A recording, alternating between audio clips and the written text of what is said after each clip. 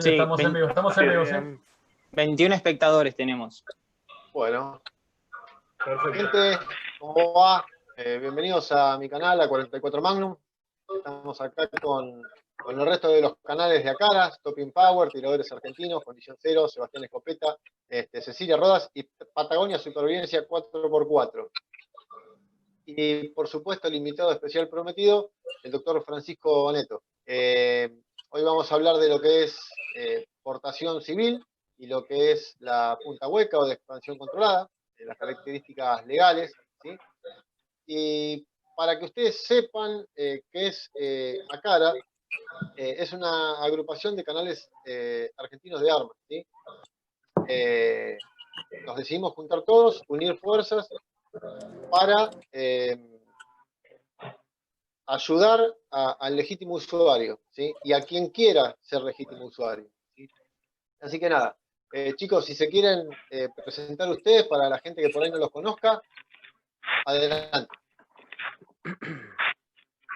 Bueno, ya que inauguro, soy Sebastián Escopeta, soy de la provincia de Mendoza, legítimo usuario, tiradora, fanático de las escopetas y bueno, muy feliz de estar acá con una personalidad como el doctor Boneto y todos los otros canales y bueno, para llevarle toda la información que les sea útil a los legítimos usuarios y a aquellos que quieran ser legítimos usuarios.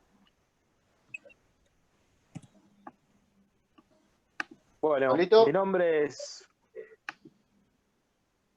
Rodrigo, soy de Condición Cero y bueno, antes que nada darle un fuerte abrazo a todos los que son padres, los que hacen de padres y madres, madres y padres, etcétera, y un abrazo grande para mi viejo que es el Día del Padre y un abrazo para todos. Bueno, me presento yo, Gustavo, soy del canal Patagonia Supervivencia 4x4. Si bien no es un canal específico de armas de fuego, trato sobre todas las armas, armas blancas, armas, arcos, ballesta, sables, espadas y también armas de fuego. Así que bueno, los invito al canal y los invito a que se sumen a las propuestas que tenemos acá en Acara, que es para ayudar a los legítimos usuarios a que conozcan sus derechos y sus obligaciones.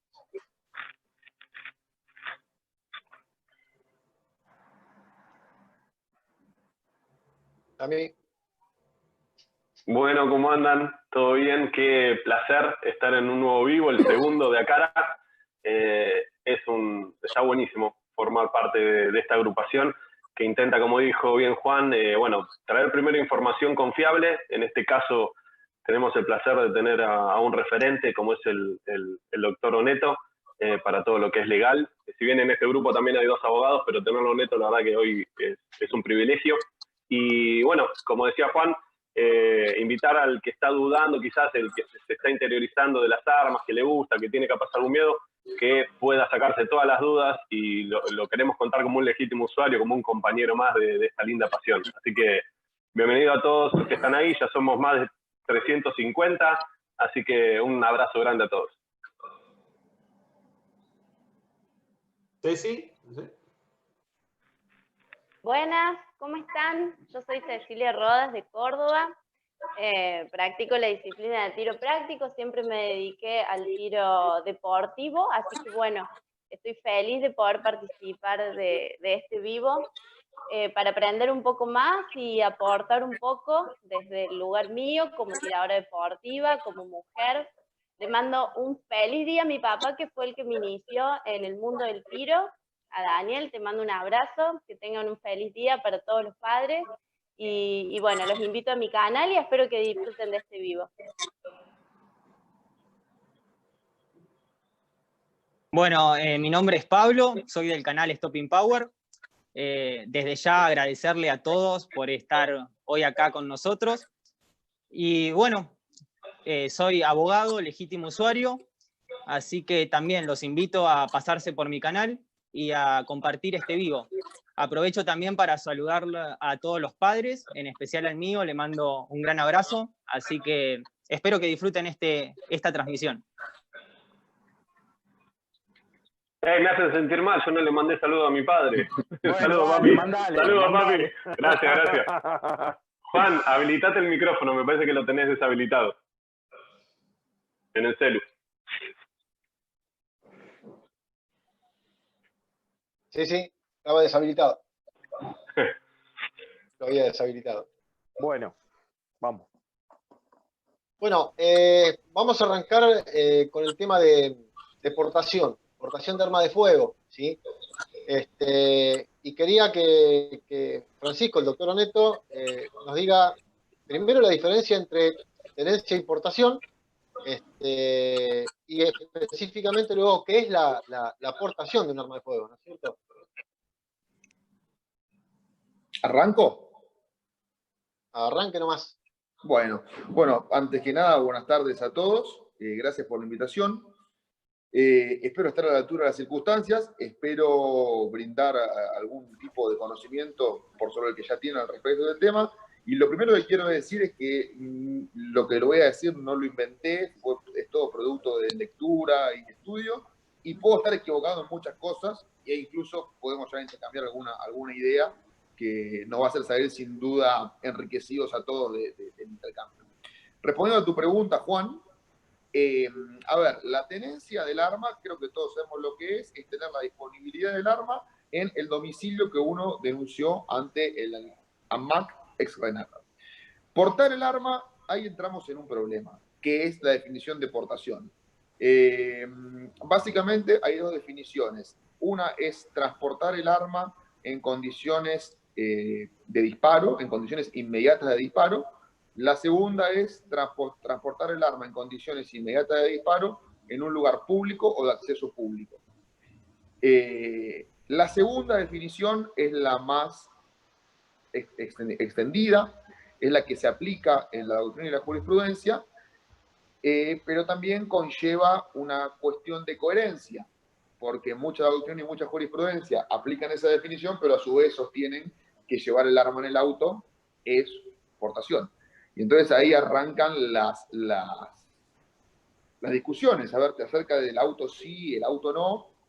De hecho, recuerdo una anécdota bastante divertida en una audiencia de ofrecimiento de prueba para un juicio, donde nosotros le hemos pedido una suspensión de juicio a prueba por este tema, en el cual el fiscal no quería conceder la suspensión de juicio a prueba, porque él decía que esto no era tenencia, sino que era aportación, porque en el fragor de la audiencia dice el auto es un lugar público. Y me acuerdo que en la réplica le digo, bueno, doctor, si el auto es un lugar público, la verdad que vi su auto, me parece bastante agradable, así que cuando yo me audiencia me viene en su auto, porque es público.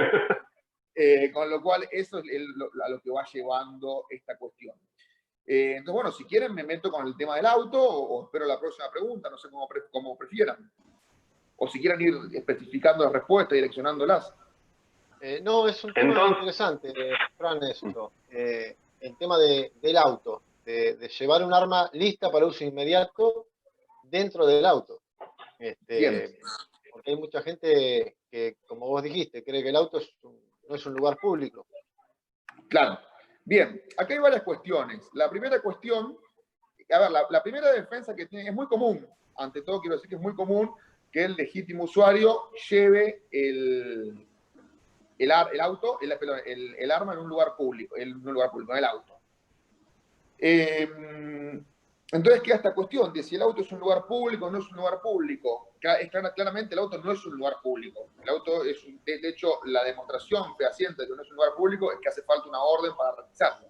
Ahora bien, lo que muchos fiscales te dicen o jueces, bueno, si bien no es un lugar público, está sobre un lugar público, que es la calle.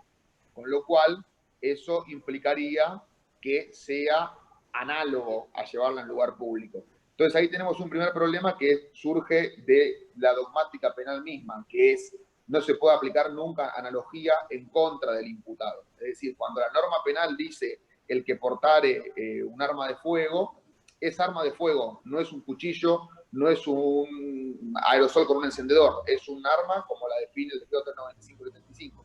Con la misma lógica, no se puede equiparar analógicamente lugar público al lugar privado inserto en el lugar público. Del otro lado hay una realidad. Nuestra casa también está en un lugar público, está sobre la vereda, con lo cual no aplica el concepto.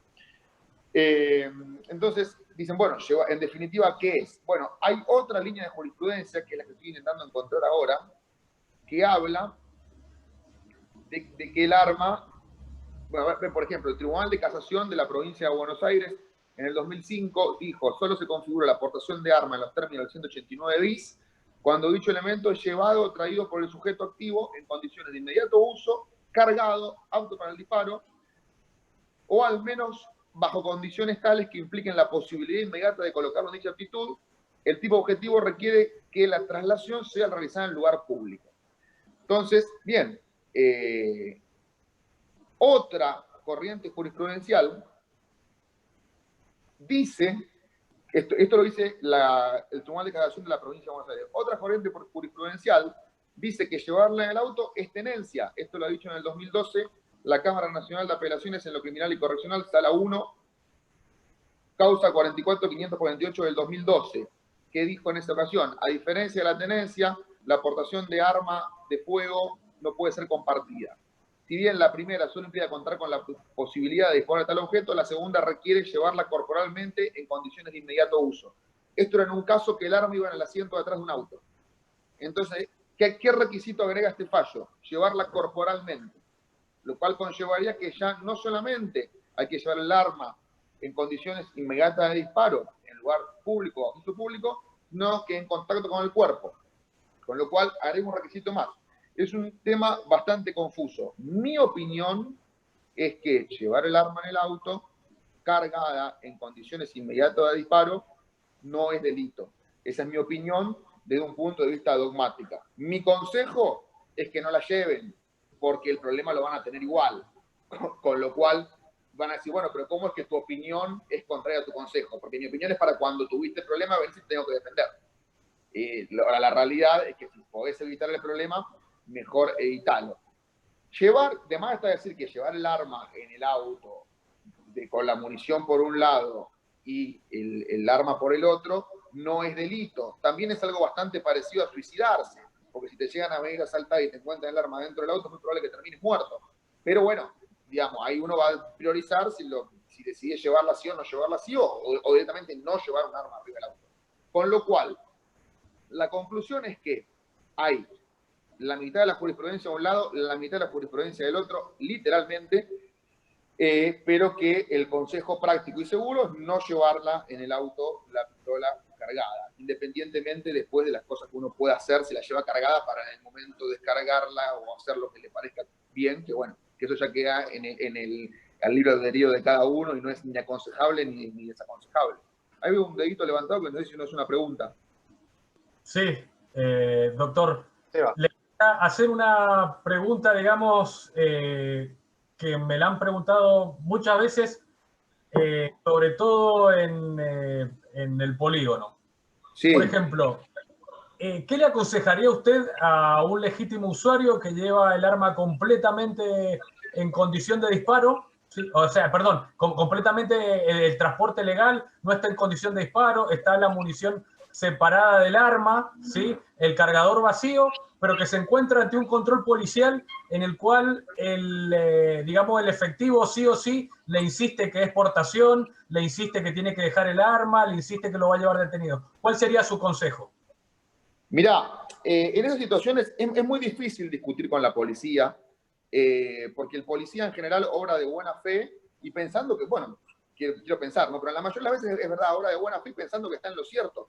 Entonces, uno, para lograr demostrarle que está equivocado, tiene que tener un conocimiento superior al policía y bastante superior, porque no solo tiene que superar el umbral de conocimiento policial, sino que tiene que superar el umbral de autoridad policial.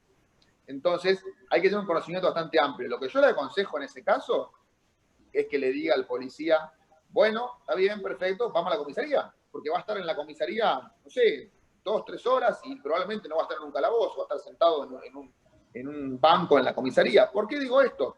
Acá ya nos metemos con el tema del derecho procesal penal, creo que es muy importante.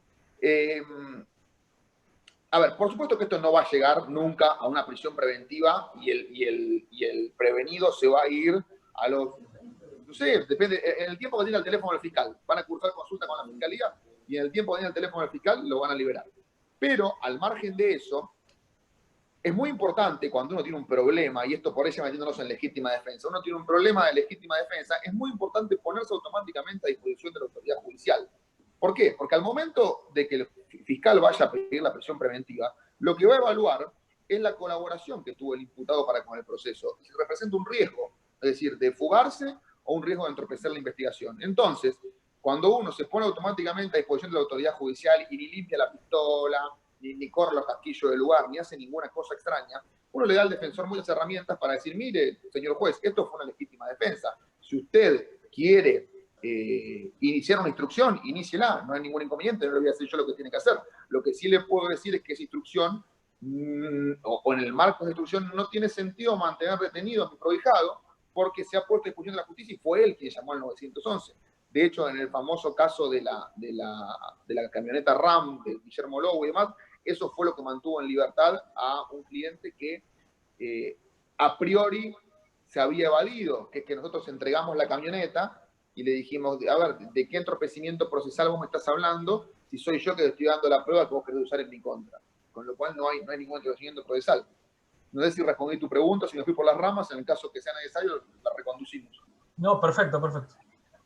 A ver, quisiera entonces, para capaz los que se sumaron tarde o bueno, o capaz no están entendiendo algo, volver a este concepto, que entonces, la tenencia que nos habilita MAC a todo legítimo usuario es para tenerlo en nuestra casa para uso inmediato, dentro de nuestra casa, la tenencia nos habilita eso porque es para protección en nuestro hogar, ¿no? Creo que es así, ¿estoy entendiendo bien? Bien. Y nos habilita a transportarla. Y lo que vos recomendabas, Francisco, era, bueno, si la vas a transportar para evitar algún problema, para ir al polígono, transportarlo en el mejor de los casos, que ningún policía te va a decir nada, que es separada de las municiones, sí, o sea, que no esté para uso inmediato. Eso es al que ese es al que tiene tenencia. Sí. Y la diferencia con el que tiene la aportación, que la verdad que en este país son muy pocos, porque no están saliendo las aportaciones para civiles, la aportación es justamente capaz lo contrario, es tenerla también en la vía pública, adosada a nuestro cuerpo y lista para uso. ¿Estamos bien? Sí, sí. ¿Estás el concepto por arriba?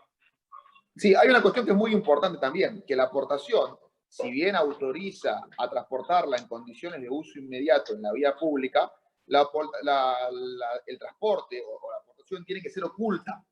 No es como en Estados Unidos que hay concealed carry y open carry, que es oculta o a la vista. Acá siempre tiene que ser oculta. Eso en un primer lugar. Hay otra cuestión también que se ha discutido mucho, que en cuando un arma está en condiciones inmediatas de uso. Porque muchos dicen, tenés que llevar la pistola con cargador puesto y bala en recámara. Otros dicen, no, si no tiene bala en recámara, no está en condiciones inmediatas de uso.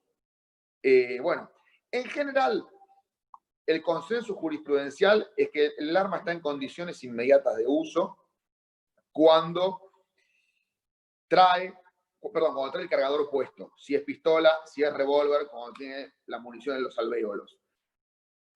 Porque dicen, de hecho lo dice la doctora Llerena, si no recuerdo mal es el presidente Báez, de ahora de hace poco, de la Cámara Nacional de Casación Penal, que lo necesario para ponerla en condiciones inmediatas de uso cuando la pistola viene con el cargador puesto es un movimiento mínimo. El consenso general, que fue el que pudimos conseguir en el caso, ustedes no se acuerdan del caso del constructor, que estaba parado con una Ford Ranger blanca, le golpean la puerta y el constructor, bueno, al constructor lo defendimos nosotros y lo que el consenso, lo que él dijo en su indagatoria, que era que traía el cargador por un lado, la pistola por el otro, que la cargó en el momento. Y bueno, eso se consideró tenencia. La realidad es que si nos vamos a guiar por lo que dice el decreto del RENAR, algunos aconsejan incluso transportar en vehículos separados. Es decir, en un vehículo transportar el arma, en otro la munición. Me parece una exageración. Me parece un buen consejo de seguridad para si el policía nos revisa el auto, decirle acá no pasó nada, es sí llevar la munición fuera del cargador. Porque muchos dicen, bueno, ha habido fiscales que nos han dicho, a ver, ¿cuál es la diferencia? De hecho, en este caso pasó. ¿Cuál es la diferencia entre llevar el cargador puesto sin bala en recámara o llevar el cargador en el bolsillo? No hay ninguna. Pones el cargador, pasás bala en recámara y se acabó. Pero la jurisprudencia haciéndose gala de la parábola de Uli y de Mileto, ha dicho, mirá, en algún punto hay que poner la diferenciación, y la diferenciación para nosotros es llevar el cargador por fuera de la pistola, con lo cual estaría la munición separada del arma. Bien, entonces vos decís que el consejo es o que se podría poner el cargador con balas en un bolsillo, en una mochila, el arma en otro bolsillo de la misma mochila y capaz en el baúl, y eso estaría bien. Sí, o incluso, sí, eso sí, estaría perfecto. Incluso más, podría llevar la pistola en la guantera y el cargador en el buche, y también estaría bien. Lo más seguro es llevar, mi opinión, ¿no? La pistola, no sé, abajo del asiento, el cargador en la guantera y las municiones en el buche del auto. Me parece lo más seguro ante que digan, papá, es imposible que yo use esta pistola en este momento. Y el revólver, como no tiene cargador, bueno, las municiones en el buche y el revólver en la guantera. Sí, igual yo quería agregar algo ahí. Intentar siempre llevar el arma en su estuche de transporte. Claro. Sí. Es mucho más fácil poder explicar que esa arma no está a disposición cuando se encuentra en su estuche original. Sí. Bueno, ojo, a ver, si en realidad, si queremos ser completamente legalistas, hay que guiarse, creo que si no recuerdo mal, es el artículo 58 del 395, del decreto 395-75. A ver, espera que les voy a decir con precisión cuál es el artículo que habla del transporte. Perdón, exportación 125. El artículo 125 del decreto 395-75 especifica cómo es el transporte hecho en debida forma. Y es verdad que es así como él dice, tiene que el arma en su estuche y las municiones separadas del arma, y en mi opinión, si vos tenés una pistola, porque recordamos que el decreto es bastante viejo, ¿no? En el año 75 acá, yo no sé cuántas personas tenían acceso a poder comprarse una pistola semiautomática. Lo más común era tener una Eibar 38, era lo que tenía el legítimo usuario, lo más común. Con lo cual reitero, lo mejor es llevarlo en esas condiciones. Ceci quería hacer una pregunta. Sí, Ceci, ¿querías preguntar? Algo que por ahí me parece que genera un poco la confusión, de hecho yo durante muchos años lo pensé, es que la aportación estaba prohibida en Argentina. ¿Está prohibida para los civiles o está regulada? ¿Cualquier persona puede pedir una aportación siendo legítimo usuario? Sí, la aportación vos la podés pedir, el tema es que te la den. La realidad, yo la última vez que intenté pedirla, esto no lo digo por conocimiento del derecho, sino lo digo por experiencia propia, lo que me dijeron es que yo tenía que acreditar algo así como que el Estado no estaba en condiciones de cuidarme, y mediante un decreto especial y por el plazo de un año me lo iban a dar, lo cual es bastante difícil de acreditar porque es un parámetro demasiado subjetivo, que ya ahí entramos en terreno del derecho administrativo, porque la ANMAC se rige por el derecho administrativo. Y como el decreto que tiene que destacar el ANMAC para otorgar la aportación del arma es una facultad de lo que se llaman facultades discrecionales de la administración, lo que es la oportunidad, mérito y conveniencia del decreto, que es lo que regula esas facultades, es algo bastante librado a la voluntad del director. Con lo cual, a la fecha, es algo que no es un secreto para los legítimos usuarios, realmente sacar una aportación es casi imposible. Con lo cual, claro, si bien está regulado, te diré que hay una prohibición de hecho.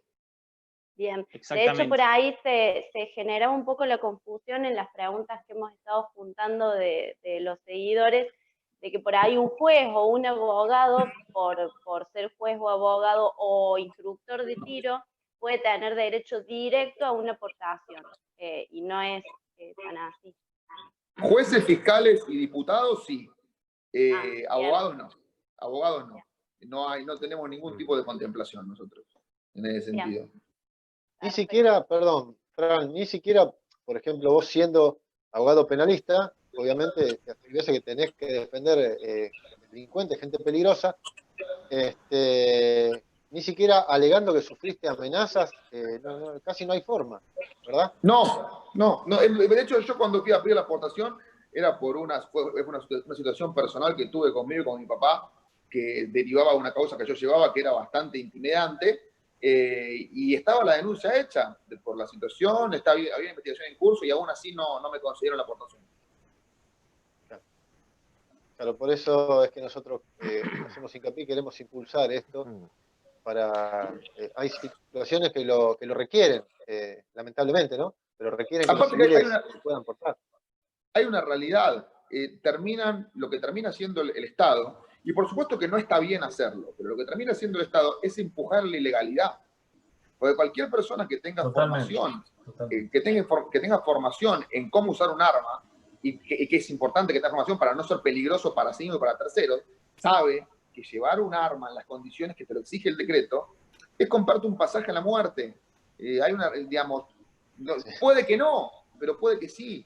Entonces, yo soy partidario, y lo he propuesto incluso en algunos círculos de conocidos que tengo que tienen algún tipo de vínculo legislativo, que la credencial de legítimo usuario tiene que haber primero un examen de legítimo usuario, un examen de idoneidad y un psicofísico que sea más estricto. El examen de idoneidad, yo me acuerdo que me hicieron tirar 3 tiros y le pegué uno a lo que sostenía el blanco, el otro no sé dónde pegó y el tercero no sé si salió. Y me dieron el examen de idoneidad. Entonces, más estricto y otorgar tenés y portación todo junto. No me parece que sea una locura. Dicen que va a haber, que se descontrolaría el país y que va a haber más violencia. No, a ver, justamente para eso está la parte psico del psicofísico. Eso tendrá que valorarlo el Estado. Totalmente. Sí, nosotros desde acá justamente... Gustavo nos pasó las estadísticas de Estados Unidos, y en Estados Unidos, pese a que hay 101 armas cada 100 habitantes, 120 armas cada 100 habitantes, es el lugar donde menos, digamos, homicidio existe con arma de fuego en promedio. En los países donde hay más restricción de armas, hay más tasa de homicidio. Lo habíamos leído con los chicos y nos sorprendió realmente. Es antagonista a lo que la gente cree. Nada que ver. Lo que pasa es que hay una cuestión que es de sentido común, pero el sentido común no es sentido común, de lógica en realidad, que es la siguiente. Quien se compra un arma cumpliendo con la ley es porque ese arma la va a utilizar para cumplir la ley, no para infringirla. Y quien quiere infringir la ley, la primera ley que infringe es la de armas, y se compra un arma legal.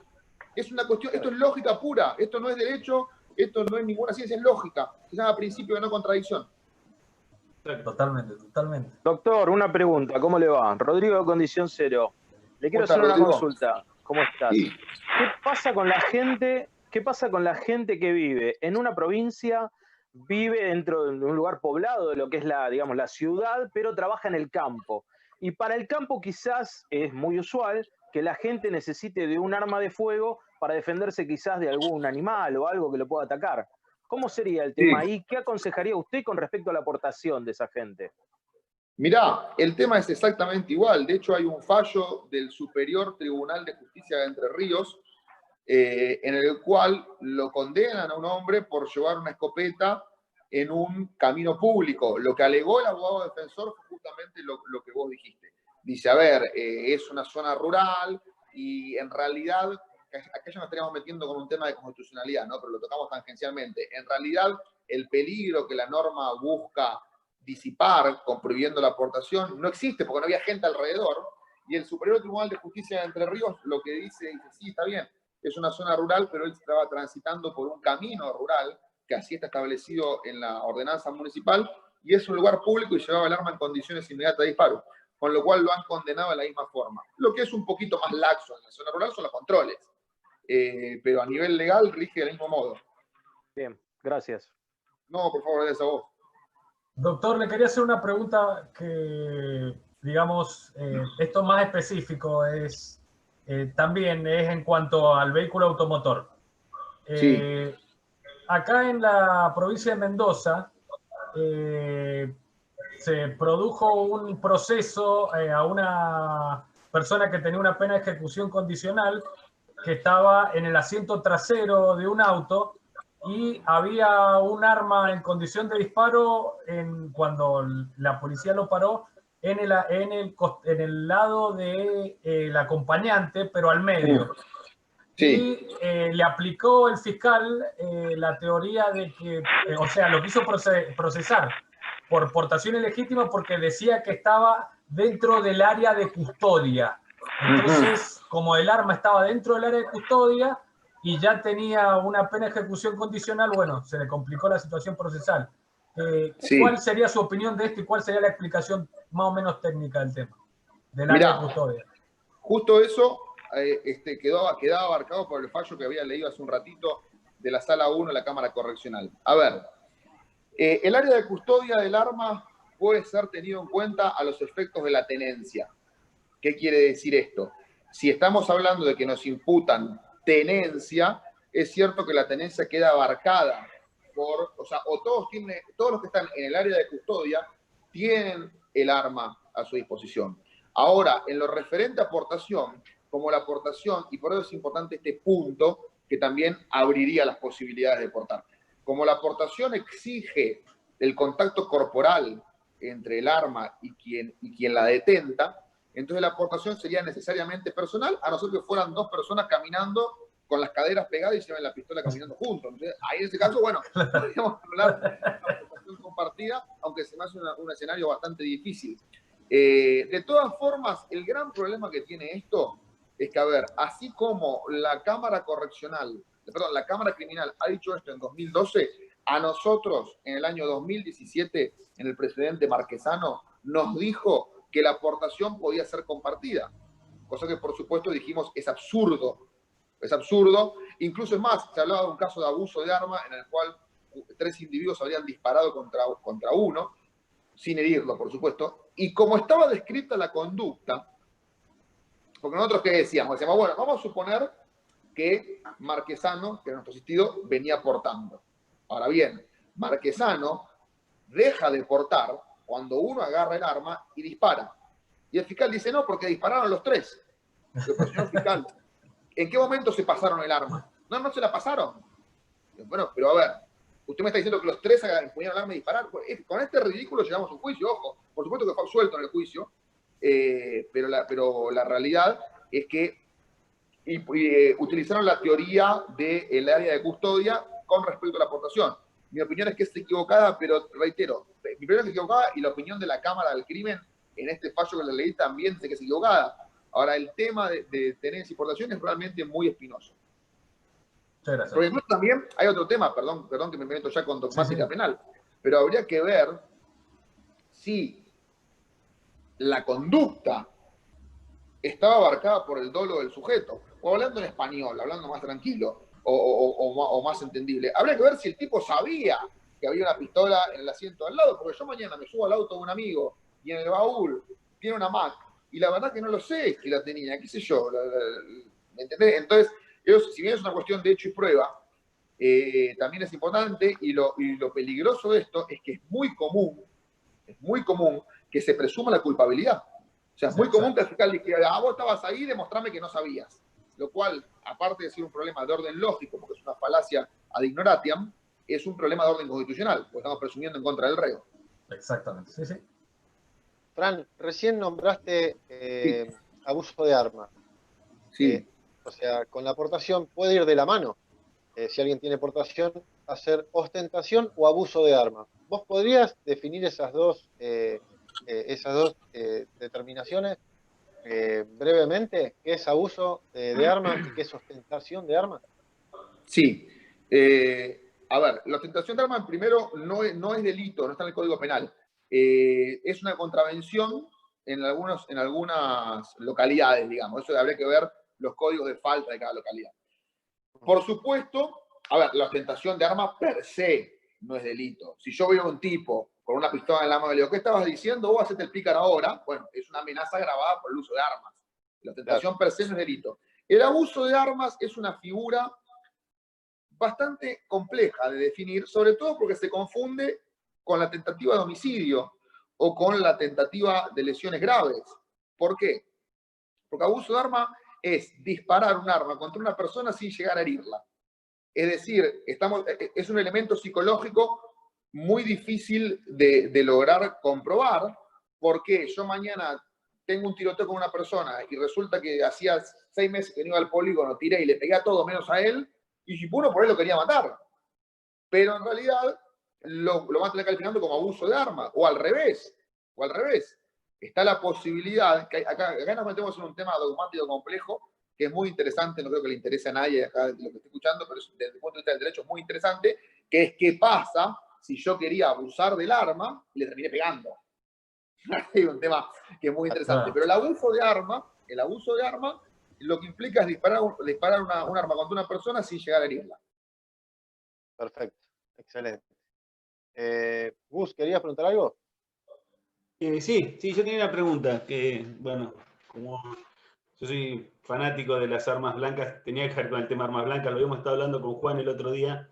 ¿Qué pasa cuando alguien te va a agredir con un cuchillo, con un machete, en intento de robo en tu propiedad, estamos hablando, ¿no?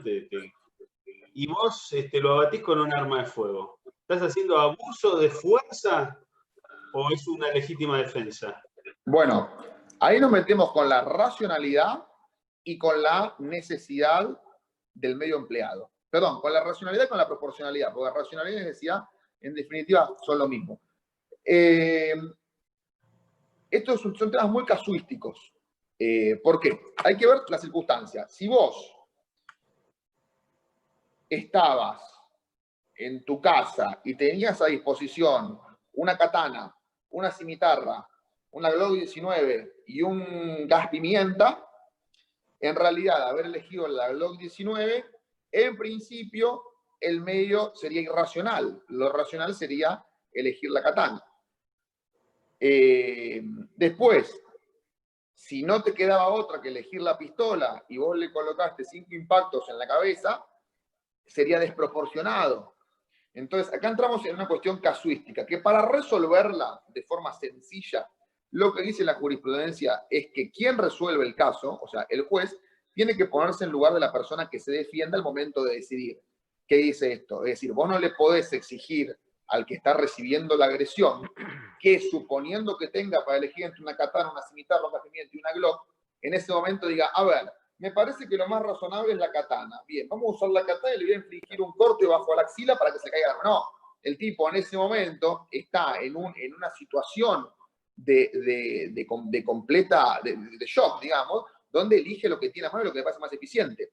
Hay otro tema, que también lo define la jurisprudencia. La jurisprudencia dice, la proporcionalidad del medio empleado no implica equidad. Dice una cosa es proporcional, otra cosa es equitativo. El medio empleado, obviamente que siempre va a estar por encima en cuanto a agresividad que la agresión que se intenta repeler, porque si no, no sería efectivo para repelerla. Entonces, tiene que ser proporcional, no tiene que ser igual o equitativo. Un tercer punto en el que se fija la jurisprudencia en este tema es en el entrenamiento que tiene la persona que recibe la agresión. En este tema llevan la de perder la gente de fuerza de seguridad, porque muchas veces se los considera superhombres con un entrenamiento superlativo, y la realidad es que por ahí cualquier CLU que sea un poco apasionado de las armas, perdón, cualquier LU que sea un poco apasionado de las armas, tira más tiros por semana que un miembro de fuerza policial. En ese sentido, en La Plata se ha condenado a un policía que estaban atacando al hermano a puñaladas y él lo defendió a tiros y mató a los agresores. Se lo condenó por exceso en la legítima defensa, justamente apelando a que era policía y tenía un entrenamiento acerca de cómo dispersar tumultos. Pero bueno, era absurdo, porque estaban por apuñalar al hermano, no era un piquete. Pero bueno, en La Plata lo condenaron. Entonces, esos parámetros son importantes. Y por último, la distancia. Hay cierta jurisprudencia que dice que si yo recibo un ataque de cuchillo a menos de 4 metros de distancia, lo que te preguntarás es que tengo que andar aparte con la pistola con 1 centímetro en la mano. Pero bueno, en definitiva, si el que ataca con el cuchillo está cerca, a una distancia que pueda infligir daño, a esa distancia se lo considera legítima defensa. Pero reitero, me gustaría darte una respuesta más concreta y más acabada, pero la realidad es que no la hay, es un tema casuístico. Juan, doctor, una pregunta. Sí. Una pregunta, doctor. En cuanto al transporte para uso de polígono de un arma de fuego en transporte público. Sí. Nada, básicamente que me diga más o menos los puntos sobresalientes de ese tema. ¿Cómo se maneja el transporte? ¿Cantidad de armas? Yo creo que ahí en ese punto lleva a la derecha y es donde más importante es cumplir con el decreto. y donde se hace necesario, en definitiva, cumplir con el decreto. Porque, a ver, sí creo que sería importante llevarla, como dice el decreto, en su estuche, la munición en la cajita de la munición, en un bolsillo, los cargadores dentro del estuche del arma, por supuesto, y la cantidad de armas, podés transportar la cantidad de armas que tengas credencial de legítimo usuario y que te dé el físico, porque no sé si con más de 7 o 8 armas podés ir con una mochila, pero si te da el físico, sí, no hay problema. Bien, muchas gracias. No, de nada. Bueno, Fran, te perfecto. quería preguntar- Sí. Dale, Juan, sí, discúlpame. Algo para redondear este tema que quedó en el tintero. En este caso, por ejemplo, yo soy de la Fuerza, instructor de tiro defensivo, en teoría estoy preparado. Cecilia Sí. Rodas, campeona de tiro. ¿Viste que se habla mucho de el hábil tirador? Sí. ¿Eso existe real y se puede jugar en contra? Sí, pero ¿de qué forma? A ver, vos dentro de la dogmática penal, primero vamos a decir qué es la dogmática penal, porque yo hablo de dogmática penal y pues no queda muy bien claro. La dogmática penal es la ciencia dentro del derecho penal que estudia qué conductas son delictivas y en qué medida lo son y qué conductas no son delictivas. Entonces, la dogmática penal, dentro de lo que es el tipo penal, que el tipo penal es la conducta en sí misma, esto tiene agravantes específicas y agravantes genéricas. Bien. Las agravantes específicas, como está escrito, que tiene una pena más grave el que sea hábil tirador. Y después están las agravantes genéricas, que son las que están en el artículo 41 del Código Penal, que dicen que al momento de graduar la pena debe tenerse en cuenta las circunstancias del hecho y las condiciones personales del imputado. Entonces, aquí es donde entra en juego. No es una agravante específica. En ningún lado del Código Penal dice que un hábil tirador va a tener más pena si mata a alguien. Como en ningún lado del Código Penal dice que el boxeador tiene la mano prohibida, es otro mito. ¿Sí? Que el boxeador, no, mentira. Lo que pasa es que si yo soy boxeador y me agarro trompada con uno y le arranco la cabeza trompada, es muy probable que si el delito de lesiones graves tiene una pena que va de 3 a 10 años de prisión, a mí me den 8, porque me van a decir, vos sabías que tenías una posibilidad real de matar a una persona a golpes, si la mataste son los 8 o 25. Pero sabías que tenías la posibilidad real de lesionar a una persona y la lesionaste todo lo que pudiste.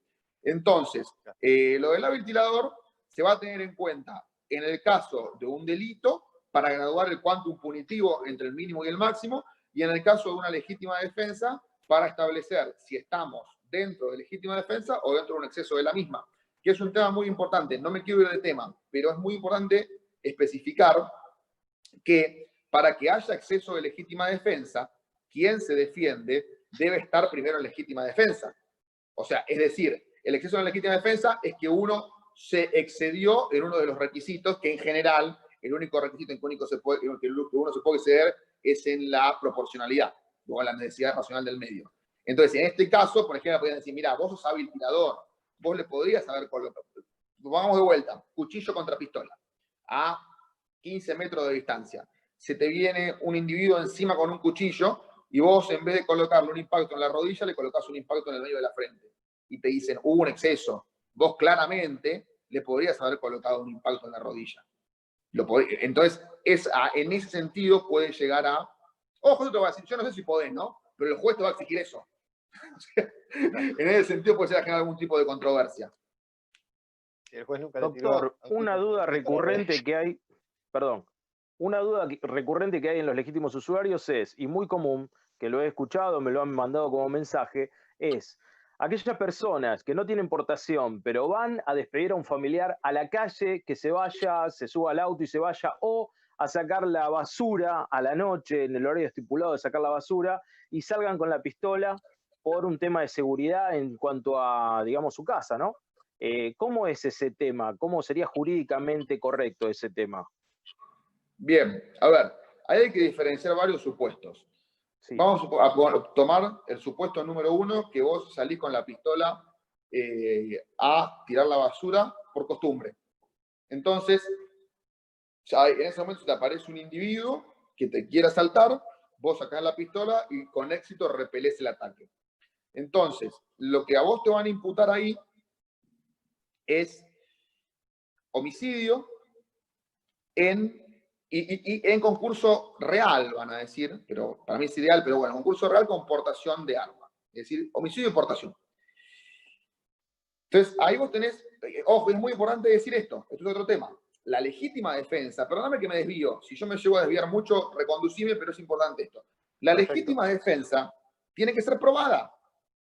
La legítima defensa es probada, no es supuesta, excepto la legítima defensa privilegiada. Pero la legítima defensa simple, ¿qué quiere decir esto? Si yo voy y digo, yo lo maté en legítima defensa, yo tengo que demostrar que no hubo agresión de mi parte, que repelí una agresión actual o inminente y que hubo necesidad racional del medio empleado e inmediatez, por supuesto, del ataque y la defensa. ¿Por qué?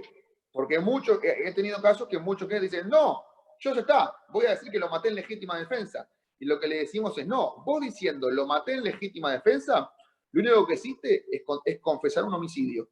Después deberemos probar que concurrían los extremos de la legítima defensa. Por eso, como cuestión práctica, en el caso de que la legítima defensa esté flojita de papel, como podría ser que uno viene caminando por una plaza oscura, aunque tenga aportación, ¿no? Viene caminando por una plaza oscura a las 3 de la mañana, se le cruza un individuo, lo quiere asaltar y uno se defiende, uno no tiene que, y lo mata, uno no tiene que decir lo maté en legítima defensa. Uno lo que tiene que decir es me defendí. Esa tiene que ser la indagatoria. Nada más. No reconocer que lo mató. Pues por ahí no lo maté.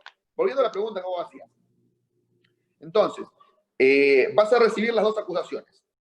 Van a decir, bueno, el fiscal que te va a decir, a ver, esta persona sale de la casa con su arma, portando ilegalmente, saca la pistola, se defiende, comete el homicidio y vuelve a la casa con su arma. Por tanto, portó previo al hecho y posterior al hecho. Bien. Entonces, acá la defensa es muy concreta. Es decir, no, posterior al hecho no portó. La aportación posterior al hecho queda abarcada por el homicidio agravado por el uso de arma, porque quien comete un homicidio con un arma después se va del lugar con el arma. Lo contrario sería exigirle que la descarte. No. Entonces queda abarcada por eso.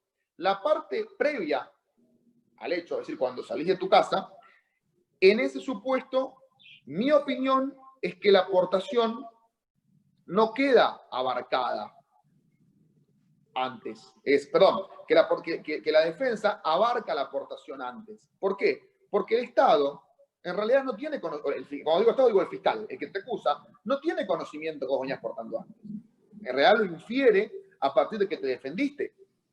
Con lo cual, esa legítima defensa abarcaría ambas portaciones. Porque lo que es muy importante resaltar es que la legítima defensa es una causal de justificación. Y ahora sí debo por ahí ser un poquito más técnico con respecto a lo que es dogmática penal. A ver, ¿qué es un delito? Un delito es una acción típica, antijurídica, culpable y punible. Todo esto parece un chino, pero a ver, ¿qué es una acción? Para explicarlo muy simple, y sin meternos en el finalismo, causalismo, posfinalismo, no. Para explicarlo muy simple.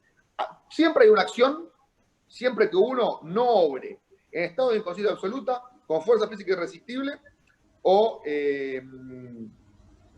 fuerza física irresistible, porque se me fue hay un tercero que se me fue a la cabeza.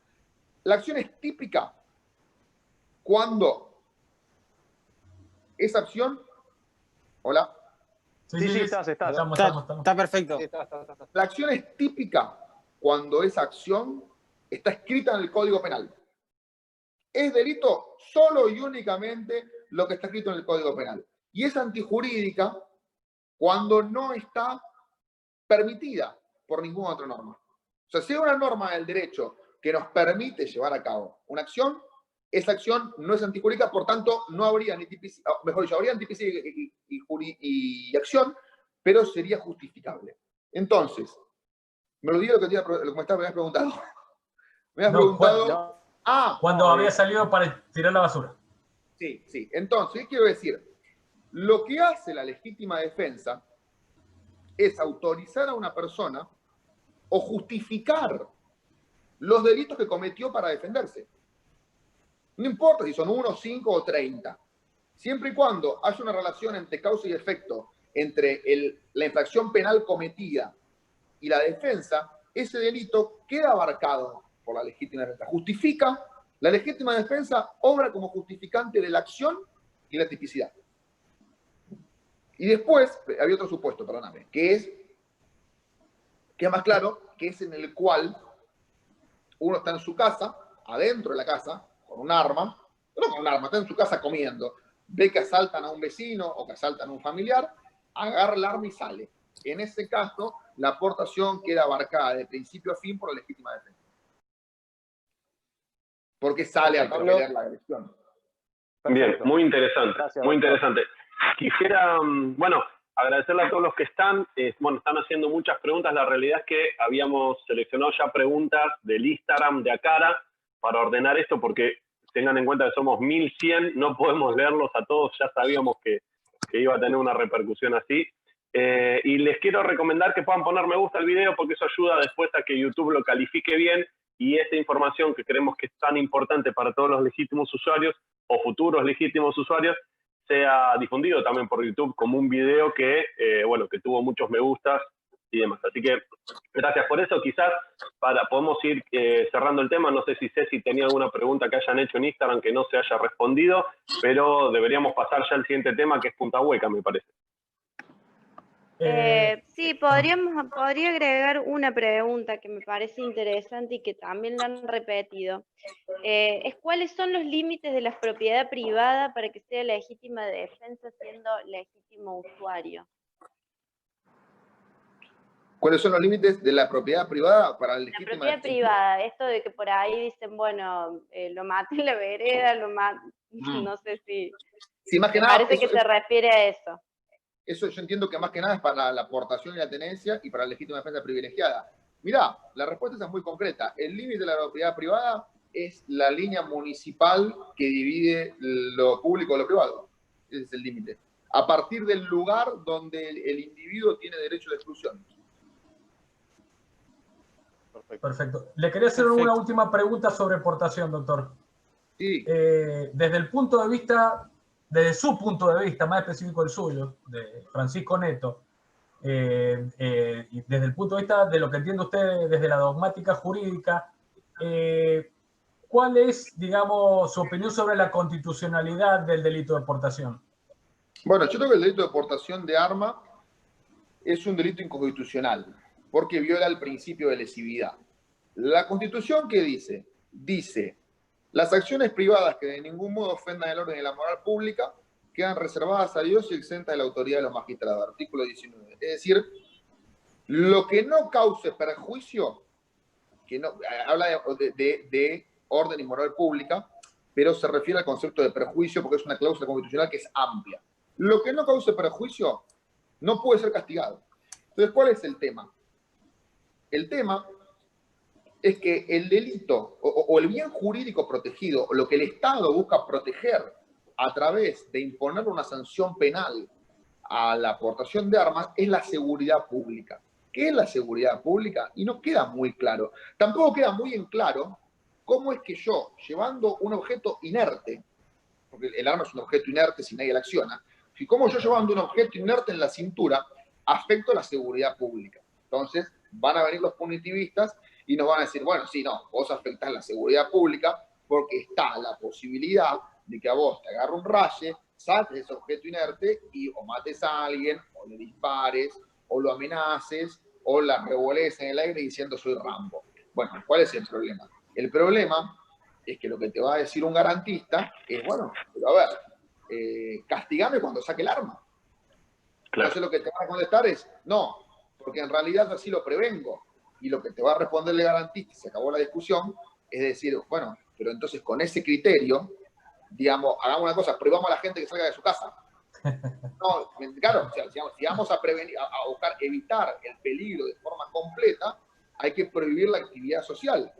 Entonces, en mi opinión, yo creo que la aportación como está prevista es un delito inconstitucional y debería volver a ser una contravención, que ahí sí, ahora van a decir, bueno, pero ¿por qué la contravención sería constitucional y el castigo penal no? Por una cuestión de proporcionalidad. El artículo 28 de la Constitución, cuando establece, perdón, el artículo 18 de la Constitución, cuando establece el castigo a las conductas ilícitas, lo establece en función del artículo 28, que habla de la razonabilidad de las leyes que reglamentan a los derechos. Entonces, ¿yo qué te digo? Me parece razonable que si vos venís portando un arma,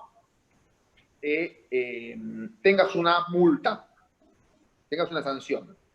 Ahora, no me parece razonable que te metan preso, sobre todo hoy la aportación ilegal de una 9 milímetros, porque por ahí se lee arma de guerra y uno piensa que arma de guerra es una K-47. No, arma de guerra es una 9 milímetros. Entonces son duro civil condicional, pero es lo que el Código Penal llama de guerra. La aportación de una 9 milímetros tiene una pena mínima que va de 3 años y 6 meses, y máxima de 8 años y 6 meses. Es decir, no es escarcelable, como antiguamente se decía el delito. Entonces me parece una exageración. Por otro lado, va a venir quien te diga, bueno, pero pará, porque con tu criterio, yo traigo 3 granadas en la mochila y un M16 colgando de la espalda y me tienen que poner una multa. Y digo, y la respuesta es, pero probablemente si vos traes 3 granadas en la mochila y un M16 en la espalda, no vaya a quedar ahí la cosa. Digamos, claro. Delito. Y aparte, y si el objetivo era frenar esa comisión de delito, la frenaste, porque la policía te va a ver y te va a decir, loco, ¿dónde vas? Vení que te vamos a poner la multa. Entonces, quiero decir, es una posibilidad de que el ciudadano se motive por la norma con una consecuencia penal o sancionatoria, no es penal, en realidad es administrativa, con una consecuencia sancionatoria más razonable. Perfecto. Perfecto. Yo creo que ya podríamos pasar a otro tema, ¿no? Sí, con el tema de puntas de expansión controlada, o comúnmente conocidas con punta hueca. Yo creo que la pregunta más importante que todo el mundo hace es, ¿qué pasa si usás punta hueca para defensa? Creo que es la pregunta principal. Sí. Miren, yo no sé si esto va a quedar muy delicado lo que voy a decir, pero me dan un segundito que voy al baño, así le respondo con tranquilidad. Vaya nomás. No hay problema. Así te respondo con calma, porque va a ser mejor. Somos humanos, hay que ir al baño. Bueno, a veces los jueces no lo entienden eso, ojo. Me han hecho estar en un juicio legal, pero les agradezco la deferencia. De paso nos relajamos un poco. Sí. Bueno, a la gente que nos está viendo, la gente que nos está viendo, hay 1120 espectadores y solo 657 me gustas. Así que los invitamos a que, arriba, por favor, sí, nos apoyen, ya que eso nos ayuda mucho. Vamos, es un clic, chicos. Vamos, la banda. Gente. Es un clic. Nos pueden seguir por Instagram. acara.oficial. Claro. Y como decimos siempre, ahí empezaron a subir, bien. La forma gratuita de ayudar a los canales que estamos componiendo acá y que, bueno, ponemos de nuestro tiempo, mucha charla semanal, mucha coordinación, bueno, y todo lo que lleva a hacer estos vivos para poder llevar información a todos ustedes. Ayúdenos con algo gratuito que es suscribirse a nuestros canales. Eso también nos empieza a dar más notoriedad en YouTube. Y la idea es poder ser fuertes también, porque nos juntamos por eso. Si en algún momento tenemos que salir a defender nuestros derechos, si somos canales con más vistas, eso puede tomar alguna notoriedad también mediática y en un futuro no llegar a usar esa fuerza que es la unidad de todos nosotros. Así que suscríbanse también, por favor. Hay muchísimo trabajo por atrás, trabajo que por ahí no se ve, videos que uno tiene que filmar, volver a filmar, y muchísimo trabajo de parte de la agrupación de Acara, porque realmente nos lleva tiempo coordinar mensajes de WhatsApp, tarde en la noche, a veces estar coordinando cosas, así que, bueno, como dijo Damián... Es un grupo de mamis más, es un grupo de mamis más, el grupo de WhatsApp a veces. Pero acá no nos peleamos, ese es el tema, acá no discutimos acá. Claro. La otra vez me metí después de 4 o 5 horas de estar laburando y habían como 600 mensajes. Sí. Y entre medio te perdiste un vivo, una charla en Zoom privada. Sí, totalmente. Sí, y después me atendiste desde el baño, bien. Sí. Era el mejor lugar donde tenía señal. Me gusta, Basta, por favor. Muy bien. Estamos acercando como dicen los chicos, Acara, el objetivo de Acara es informar al legítimo usuario, a aquellos que quieren incorporarse en el mundo de las armas de fuego, no solo que sean legítimos usuarios, y bueno, la idea es que si ustedes se suscriben a nuestras cuentas de YouTube, que se suscriben a nuestros Instagram, lo que hacemos es tener más seguidores, más llegada, y esa llegada se va haciendo un boca en boca cada vez más grande, y eso genera, digamos, objetivamente información justa. Estamos ahora con el doctor Oneto, Y Así buena que bueno. información, o sea, para terminar Claro que con un sí. montón de mitos que hay de internet, de que dicen un montón de tonteras, y o sea, el objetivo del canal también es brindarle información buena, información con Claro. profesionales, como por ahora, por ejemplo, el doctor Neto. Así Es muy que, duro ser youtuber, es muy duro. sí, totalmente. Sí, te vuelve loco. Sí, Ahí, y también, ahí está el doctor. perfecto, Sí, Pablo. seguimos entonces. No, iba a decir que también es muy difícil hacer canales con esta temática porque YouTube de ninguna manera quiere apoyar temáticas sobre armas. Entonces nosotros todo lo que hacemos es a pulmón y lo financiamos con lo que trabajamos nosotros, entonces no recibimos nada a cambio. Por eso el solo hecho de que se puedan suscribir, que es totalmente gratuito para ustedes, ponerle me gusta a los videos, mirar los videos hasta el final, es la ayuda que nosotros de alguna manera recibimos por parte de ustedes y nos permite poder seguir creando contenido. Exacto. Bueno, para Exactamente, quiero aprovechar agregar a entonces eso. que volvió... Mucha gente, decime. perdón, mucha Dale, gente Rodri. piensa que al monetizar los canales uno monetiza, pero nosotros estamos tan restringidos por ser canales de armas que aunque esté la monetización, no nos pagan nada. Eso es lo que nosotros tenemos que dejar en claro. Sí, señor. Bueno, Bien, la pregunta, aprovechemos- ¿quieren que repita Con la el pregunta que había hecho? Dale. Dale. Y recordemos, chicos, nosotros mutear después los micrófonos porque para no tener ruido ambiente y que se escuche bien la respuesta de Neto. Perfecto. La pregunta era, ¿qué pasa si usás punta hueca para defensa?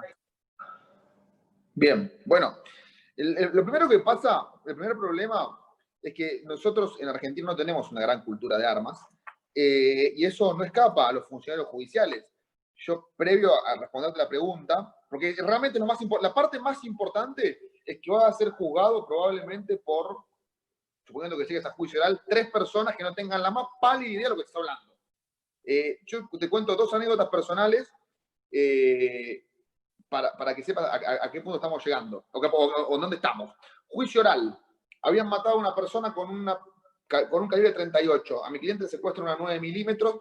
Yo agarré una munición de 38 y la quise poner adentro de un cargador de 9 milímetros y después me dijo, doctor, tenga cuidado que no se escape un tiro. Entonces, eso es el primer punto. O sea, el juez no tiene idea acerca de la aguja percutora, por ejemplo, que tiene cualquier arma. Eso es el primer punto. Y aparte, en un segundo punto, yo soy el juez, le digo, señor, a ver, doctor, yo soy el juez, le digo, doctor, por favor, no insulte mi inteligencia. Sé perfectamente que una munición 38 no entra en un cargador de 9 milímetros. No hace falta que me lo ponga, es público notorio. Eso es el primer punto. Ahora, segundo, bueno, había otra anécdota que ahora no me la acuerdo de qué se trataba, pero no importa. A ver, ese es el primer problema. En la ley, en la legislación penal, en el Código Penal, no figura como agravante la utilización de punta hueca en ningún lado. Entonces, si uno obró en legítima defensa, no va a ser eso un agravante. Ahora bien, tienen un gran problema, que cuando llega la policía al lugar del hecho, hace los primeros secuestros y secuestra la pistola y encuentra la munición con punta hueca, probablemente esto lo reciba en la fiscalía un empleado que no tiene, lo agarra así, porque no sabe que está agarrando material radioactivo o alfajores, y cuando busque en Google va a decir, uy, punta hueca, no. ¿Y qué este tipo que hace? Y este tipo aparte era luchador. Uy, mirá la barba que tiene, no, este es Rambo. Y va al fiscal, ese es el que escribe, y el fiscal firma. Y va al fiscal y le dice, mire, doctor, acá lo que parece es que lo tenemos a Rambo. ¿Y cómo? Y mire, era luchador de jiu-jitsu, mire la barba que tiene, parece un vikingo y encima tenía punta hueca. Esto, ¿sabe lo que? Esto mata, esto le pega y lo destruye. Yo vi en una película que Steven Seagal le pegó con una 45 de punta hueca y le arrancó el brazo, así, a ese nivel. Entonces, ese es el problema. En la punta hueca, la jurisprudencia, hay muy pocos fallos, porque la realidad es que hay muy pocos fallos. La jurisprudencia, yo tengo un fallo acá, es del año 1996 el fallo. Fue lo único que pude encontrar. En donde lo que dice la Cámara del Crimen con el voto de los doctores Jerome, Filosof y Baldovino, dice, el hecho de que la munición secuestrada presente fíjense que sabían los jueces, porque van a ver lo que dice ahora, presente su proyectil de punta hueca, no dice la bala, habla del proyectil, ¿no? Era evidente los jueces que sabían. Dice, el hecho de que la munición secuestrada presente su proyectil de punta hueca la convierte en prohibida para toda actividad que no sea el tiro deportivo o la caza. Pero no transforma el material en bala de guerra. En efecto, la munición de guerra es aquella que escapa a la enumeración taxativa del citado artículo 5 del decreto, que en el caso del calibre 22 ve aumentada su potencia y dimensión, como ocurre cuando la bala de 22 Magnum se trata. En la especie, la tenencia de dicho material prohibido no configura delito en los términos del artículo 189 del Código Penal y solo constituye una infracción administrativa. Entonces, este criterio de la jurisprudencia es el criterio de hoy y el que, después de que pasen por 30 instancias y de que haya llegado a la causa juicio oral, y le diga el secretario, le diga al prosecretario, que le diga al auxiliar quinto, que le diga al empleado de mesa de entrada que averigüen, van a llegar a la conclusión de que no es delito. Entonces, el problema que tiene es el prejuicio. Mi opinión con respecto a un caso práctico. Mañana una persona, un legítimo usuario responsable, dice, mirá, yo si voy a andar portando y voy a llevar una punta hueca. Porque yo sé que si tengo un inconveniente, confío en mi habilidad, y donde impacte esta munición voy a reducir la posibilidad de traspaso y rebote. Entonces, lo que debería decir ante una indagatoria, independientemente de la circunstancia del caso, que su abogado se lo va a decir en el momento, es decir, miren, ustedes van a ver, porque esto lo van a ver en el momento, ustedes van a ver que yo llevaba punta hueca. Yo llevaba la punta hueca por una cuestión de seguridad con respecto a los terceros que puedan resultar alcanzados por el impacto de la munición. Yo sé que con la punta hueca o anulo o reduzco muchísimo la posibilidad de traspasarlo. Entonces, ese es el punto con la punta hueca. ¿Dónde pueden aparecer los problemas? El primer problema puede aparecer a nivel proporcionalidad o razonabilidad del medio empleado. Porque van a decir, a ver, señor, estaba aportando una 9 milímetros, porque en el tribunal uno habla de una 9 milímetros y es como si hablara de un Panzer. Entonces dicen, a ver, señor, estaba aportando una 9 milímetros, ¿qué necesidad de llevar una punta hueca? Usted tuvo que querer causar daño. La respuesta lógica es, y sí, si yo le coloqué 2 impactos a la altura del pecho, le quería causar daño. Me estaba defendiendo y me parecía que era la única forma de neutralizar el ataque. Entonces, la punta hueca, a ver, no es que con una Full Metal Jacket se iba a salvar. Con la Full Metal Jacket lo único que iba a pasar era que la munición pase y le pega al detrás. Como pasó bueno, en realidad ahí le erró los disparos. Uno en el centro fue un asalto. En el microcentro, exactamente. Que salía de... Sí, erró. Que directamente erró. Después, por otro lado, puede haber un problema a ese nivel. ¿Dónde nace el mito de la punta hueca? El mito de la punta hueca nace en un caso que yo ahora no recuerdo el nombre del fallo, pero era un caso en el cual había ido un grupo de delincuentes a asaltar un banco. Entonces, los tipos ingresan, asaltan el banco, los agarran, los meten preso y cuando los juzgan, el voto de uno de los jueces, que si no recuerdo mal era Luis María Bunge Campos, dice, a ver, a estos tipos tienen un agravante genérico, de lo que hablábamos antes. ¿Cuál es? Que llevaban munición de punta hueca. Y evidentemente no tenían la intención de ir a asustar con las pistolas. O no tenían la intención de ir a herir. Tenían la intención de ir a matar con estas armas. Pero ¿a quién se les aplicó el agravante? A delincuentes que iban a robar, no a una persona que se iba a defender.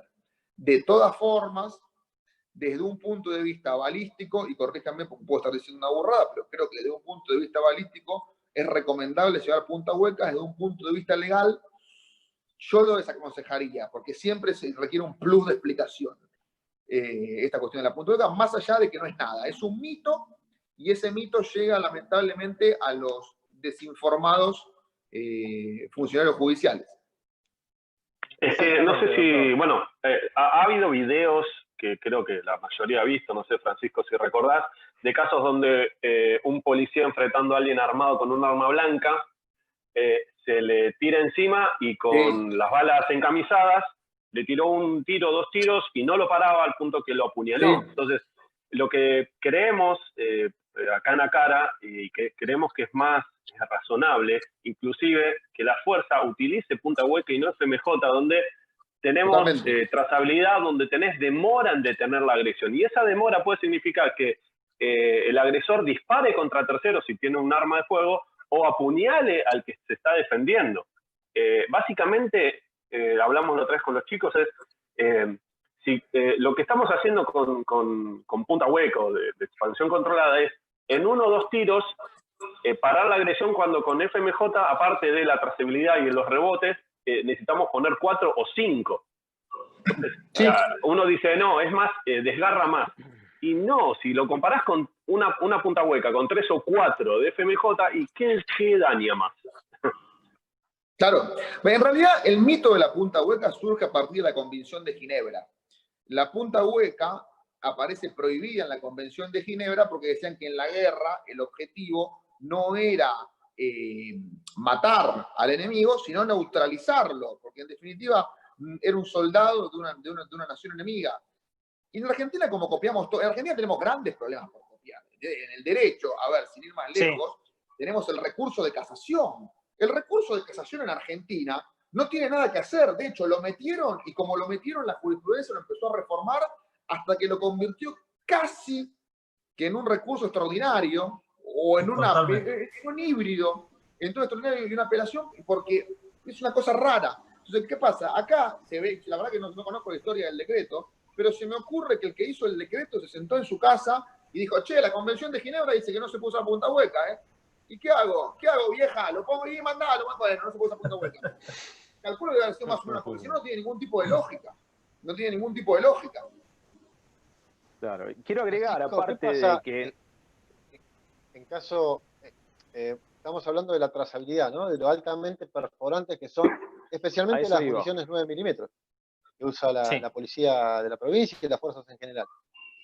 ¿Qué pasa si uno se sujeta a la ley y no utiliza punta hueca y en un enfrentamiento abatiste a los delincuentes en legítima defensa, pero una de esas balas entró por una ventana y mató a una nena que estaba cenando, por ejemplo? Bien. Bueno, ahí tenés, se pone casuístico de vuelta. Lo que la defensa va a decir, mirá, hubo un homicidio culposo. En realidad lo que la defensa va a decir, acá no hubo nada.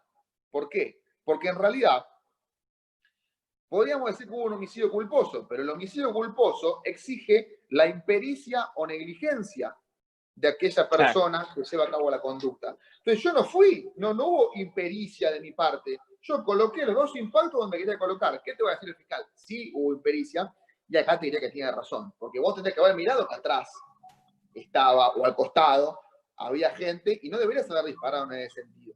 Entonces, lo más lógico es que haya un homicidio en legítima defensa en concurso real con un homicidio culposo. Ahora, ¿qué pasa? Puede estar la posibilidad de que venga algún fiscal trastornado y te diga, no, momentito, que hubo dolo eventual. Acá no hubo culpa, hubo dolo eventual. ¿Qué es el dolo eventual? El dolo eventual es cuando vos decís, mira, si yo me tiroteo en esta situación, seguramente puedo matar a alguien, pero no me importa. Entonces, el fiscal te puede llegar a alegar el dolo eventual. Aquí ya entramos en un tema técnico que es muy interesante, porque los defensores que decimos, papá, ¿de dónde sacaste el dolo eventual? El Código Penal, ¿en dónde nombra el dolo eventual? O la figura que dice, el que matare a otro, dice el artículo 79 con la agravante, o el homicidio culposo, dice el que matare a otro por impericia o negligencia. Ahora, ¿dónde dice el Código Penal el que matare a otro porque no le importó matar? No lo dice. Entonces, si el Código Penal no lo dice, hay una violación al principio de legalidad. Vos no me podés castigar por lo que la ley no dice. Es una cosa que ustedes inventaron. Ahora, la realidad es que, a ver, en los homicidios por circulación automotor, el dolo eventual lo aplican a trochi mochi. O sea, esa es la justicia argentina, ¿no? Entonces, lo más lógico que haya es que te apliquen un homicidio culposo por la muerte de la nena. ¿Y eso qué condena tiene, Francisco? Mínima homicidio culposo, ¿sabes que no recuerdo con precisión? Creo que de 1 a 5 años, me parece. O sea que te puede llegar a tomar 5 años de cumplimiento efectivo. Sí, pero vamos a hacerlo, te voy a decir con precisión. Vamos a ver, impericia. De 1 a 5, sí. De 84. Claro. Y ahí, Francisco, tengo una consulta. Te dan 5. Te dan 5. Y es Sí. cumplimiento efectivo eso. Sí. Sí. Bueno, en realidad vos tenés una cuestión dogmática ahí también, que vos podrías alegar un estado de necesidad. Porque vos decís, bueno, a ver, pará. Yo en realidad no tengo posibilidad de portar otra munición. O sea, ustedes me están... Eso, justamente. Claro, Claro. O sea, vos Me estás alegar- obligando a usar FMJ, claro. Claro, Yo o sea, sé, vos... yo sé lo que hace, pero no me queda otra. Claro, vos desde un punto de vista dogmático habría que ver si esto lo encajamos como el cumplimiento de un deber. Lo que pasa es que si vos estás portando ilegal, vamos a suponer que estás portando ilegalmente, o sea, con un CLU, si vos estás portando ilegalmente, lo que te van a decir es, no, pará. Yo no te estoy obligando a usar FMJ, yo te estoy obligando a no portar. Ahora, si vos portás legalmente, si vos sos policía, vos como policía podés decir, mirá, el cumplimiento de un deber no puede engendrar nunca responsabilidad para quien lo cumple. Traducido, artículo 10 del Código Civil y Comercial. El ejercicio de un derecho no puede constituir en ilícito ningún acto. El ejercicio de un derecho es el cumplimiento de un deber. Entonces, yo estoy cumpliendo un deber. Usted no me puede responsabilizar a mí por una conducta cuyo control excede a mis facultades. Entonces, por ese lado podría ser más peleable, pero la realidad es que es muy probable que recaiga un homicidio culposo. Acá, doctor, estamos hablando siempre de terceros, que ante una agresión ilegítima, las posibles, los posibles heridos sean los terceros. Acá también tenemos que tener en cuenta que uno, su vida, cuando corre riesgo ante una agresión ilegítima, la ley lo que creo que nos dice, ¿no? Corríjame por favor, es que ante una agresión ilegítima tenemos que repeler el ataque. Hasta ese momento, solo, sin exceso. Entonces, si nosotros le damos 2 tiros, le damos la posibilidad al atacante, al agresor, de que nos mate también, de que nos pueda llegar a matar. Y quizás si nosotros usamos una punta, de facción controlada, punta hueca, lo que podemos estar haciendo es repeler rápidamente ese ataque y sacar nuestra vida del riesgo. Aparte de eso, si usamos una punta pesada con poca pólvora, menos chance aún tenemos de que traspase al agresor. ¿Es así, doctor? En cuanto a lo balístico, la verdad que no lo sabía lo de la punta pesada y demás, así que te agradezco la información. En cuanto a lo que vos me estás diciendo, sí, a ver, a vos lo que la legítima defensa te autoriza a defenderte hasta que cese el ataque. Ahora bien, sí es cierto que la jurisprudencia tiene en cuenta, a favor de quien se defiende, la posibilidad de que el ataque se renueve. De hecho, hay un caso en el cual un grupo de personas había atacado con armas blancas a otro que llegaba a la celebración de un cumpleaños de un familiar. Este otro saca una pistola y le dice, para la mano. Y estos tipos empiezan a recular, y a recular amenazando que iban a volver, que esto, que lo otro, y les dispara. Entonces, en un voto, un juez dice, no, mirá, en realidad, acá hubo un homicidio simple, porque había cesado la agresión, se estaban yendo.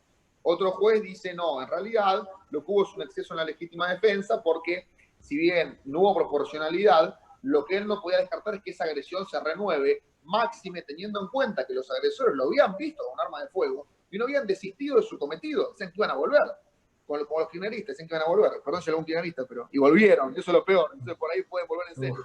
Entonces, ese es el problema con el arma. Con el ataque. Y hay otra cuestión que no es menor, que fue lo que se discutió en el caso del ingeniero Santos, que era lo que planteaba la defensa de Santos, es que vos, y lo que pasó en el caso del médico de Loma del Mirador, que no me acuerdo el nombre. Villar Cataldo. Cataldo. Bueno, el caso de Villar Cataldo, ¿por qué sigue siendo legítima defensa? Porque la legítima defensa autoriza a defender la vida o la propiedad. Y mientras uno tenga la facultad de recuperar lo que le fue sustraído, aún se encuentra dentro del ámbito de la legítima defensa. Distinto es el caso cuando ya la posibilidad de recuperar, eso está regulado en el Código Civil y Comercial, o sea que también abarcaría un supuesto de antijuridicidad. Porque es muy importante recalcar algo. Nosotros hablábamos de acción típica y antijurídica. En la antijuridicidad, ¿qué es lo que se evalúa? Si alguna norma de todo el orden legal autoriza la conducta, no solamente que tiene el Código Penal. Si hay una norma en el Código Aeronáutico, por ejemplo, que autoriza a llevar a cabo la conducta que uno llevó a cabo y cometió una infracción penal, queda también justificada. Es por eso un poco complejo de entender, de hecho habría que hacer un vivo puntualmente sobre eso, porque todos en la facultad cuando cursamos penal y nos dicen que en realidad no solamente el Código Penal justifica, sino todas las demás normas, uno como que se le mueve un poco el cerebro, porque dice, pero para, ¿cómo? No puede ser el penal, pero en realidad es así. Pero bueno, respondiendo a tu pregunta, vos tenés la posibilidad de neutralizar el riesgo y en el único momento que cesa la legítima defensa es cuando el riesgo desapareció. Perfecto. Perfecto. Muy bien, gracias, doctor. No, por favor. Ya que estabas hablando de esto, Francisco, es el caso de este muchacho del carnicero que corrió a los delincuentes para recuperar lo que le habían robado y el tipo los toca con el auto y los terminó haciendo pelota. Yo puedo ir a recuperar lo mío y en caso de que ellos quieran enfrentarme, yo alegar legítima defensa si repelo la agresión. Sí, lo que pasa es que se empiezan a desdibujar las cosas, se empieza a ser cada vez menos claro, con lo cual mi recomendación es no lo recuperes, ya está, lo perdiste. Empieza a ser, realmente una defensa penal vale bastante más cara que cualquier cosa que te puedan robar, a no ser que te roben, y si te roban un auto de alta gama, una camioneta, sí, ya empieza a ser equiparable, pero si no es bastante más caro, con lo cual te conviene de última dejar que te lo roben. Entonces, ¿cuál es el problema? El problema es ese, que se arranca a desdibujar y sobre todo juega mucho la ideología. Porque si yo soy juez, hay una realidad, el juez viene con una carga de prejuicio. Yo soy juez y me dicen que el tipo lo corrió para recuperar su billetera, tuvo un enfrentamiento y en el enfrentamiento lo mató, te digo, mirá, a ver, ojo, hago lo que corresponde, ¿no? Que es absolverlo. Ahora, te toca algún juez, no sé, no se me ocurre a ningún juez que sea tan burro como para no absolverlo, pero hay. Y sobre todo, el principal problema que vos tenés acá es el fiscal, no el juez. Porque a vos te van a acusar. Y el problema es la prisión preventiva. Probablemente vos salgas absuelto de esto. Ahora, ¿cuál es el problema? Que es por lo cual los defensores somos tan refractarios a la prisión preventiva. Mientras se averigua, vos estás adentro de un penal esquivando puñalada. No sé si esquivando puñalada, eso lo podrás decir mejor vos, Juan. No me quiero meter en un ámbito que no conozco. Pero estás adentro de un penal. Y la verdad que estás alejado de tu familia, alejado de tu trabajo. Entonces, ese es el problema de la prisión preventiva. Y ese es el problema de por ahí irse a los límites de la legítima defensa. Siempre es mejor mantenerse en el centro de la norma. Perfecto. Ceci, creo que quería decir algo. Sí. Nosotros, por ejemplo, en tiro práctico utilizamos mucho lo que es la munición recargada. Y bueno, por supuesto que la ley dice que la munición recargada es para uso propio, no la puedo vender, ni nada de eso. Si en un caso de legítima defensa se comprueba que la munición que utilice es recargada, ¿eso tiene algún tratamiento especial como la punta hueca o es exactamente lo mismo y no influye en nada? No, es igual. Lo que puede llegar a tener alguno que por ahí sepa de balística y sepa en tu contra, y lo que le pida al perito que haga la experticia sobre el arma es preguntarle la carga de pólvora que tenía la munición. Entonces, si la carga de pólvora, no sé si la carga de pólvora es lo que termina en definitiva incidiendo en la potencia, pero si había alguna modificación de la munición para que sea más potente o más dañina, te lo van a intentar usar de la misma forma que la punta hueca. Pero en principio, en general, las pericias que dan sobre las armas secuestradas son pericias de forma, en el sentido de que se la mandan al experto a que diga si el arma estaba en condiciones inmediatas de disparo y si el arma en general está en condiciones de disparo, y con eso termina la pericia. Perfecto. ¿Queda alguna pregunta de Ceci o pregunta? Bueno, yo creo que básicamente con lo que hemos hablado están respondidas la mayoría de las preguntas. Así que bueno. Entonces, con respecto a, capaz como un resumen, a la punta hueca de todo lo que hablamos es que no está prohibida, ¿no? No está prohibida o no es un agravante en la legítima defensa, ¿sería eso? Exactamente. La punta hueca... No sería un agravante.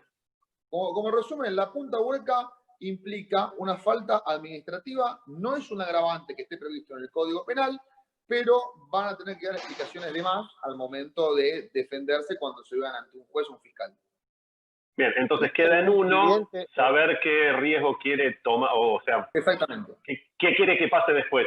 Si prioriza detener la agresión y salvar su vida y después dar cuentas, o dice, no, yo prefiero tirar más tiros con la FMJ y bueno, quizás zafar así, para no tener tanto problema después. Es una decisión personal. Yo ya que lo tenemos acá, Francisco, nada, te reitero las gracias por estar acá. Sí. No, por favor, gracias por la invitación. Sí, creo Hay que un... Quería... Sí, hay algo que también se repitió bastante en las preguntas y que por ahí estaría bueno si usted puede dar su opinión con respecto al caso, que es el caso de Mar del Plata, que ha pasado ahora hace poco y bueno, si usted puede emitir alguna opinión con respecto a eso. Sí, yo creo que el caso de Mar del Plata, desde la legítima defensa del homicidio que cometió, es claro. A ver, había una agresión ilegítima que estaba en curso, no era inminente, sino que estaba en curso. Hubo necesidad racional del medio empleado, porque no tenía otro a su disposición. Hubo proporcionalidad, hubo inmediatez entre el ataque y la defensa. Con lo cual eso lo coloca de cajón adentro de una legítima defensa. Tan es así que creo que está en libertad el muchacho, o sea, ni siquiera fue aprendido. Le mantuvieron la libertad. El problema que podría llegar a ver y que podría llegar a discutirse ahí es qué pasa con la aportación. Se da una circunstancia muy particular, que el video, o al menos lo que trascendió, lo que capta es a él saliendo de su casa, con lo cual tranquilamente podría decir, tenía la pistola en un macetero, porque la dejo preparada para estas cosas, la agarré y salí, caso en el cual seguimos perfectamente dentro de la legítima defensa que abarcaría las dos infracciones penales. El problema, la situación se podría llegar a poner un poquito más compleja. Perdón, Francisco, ¿hasta ahí sería legítima defensa privilegiada entonces? No. La legítima defensa, no. Ahora hablamos de la privilegiada si querés, pero cerramos esto. El problema se puede llegar a poner un poco, o la situación se puede llegar a poner un poco más problemática si descubren que venía aportando. Mi opinión, si viene aportando, es, mirá, el Estado se entera y toma conocimiento de esa aportación a partir de un hecho de legítima defensa, con lo cual lo que pasó atrás, el Estado realmente no lo sabe y nunca se hubiese enterado si no hubiese pasado esto, con lo cual no es punible. La realidad es muy probable que el caso termine así porque es un caso, entre comillas, entre muchas comillas, agradable.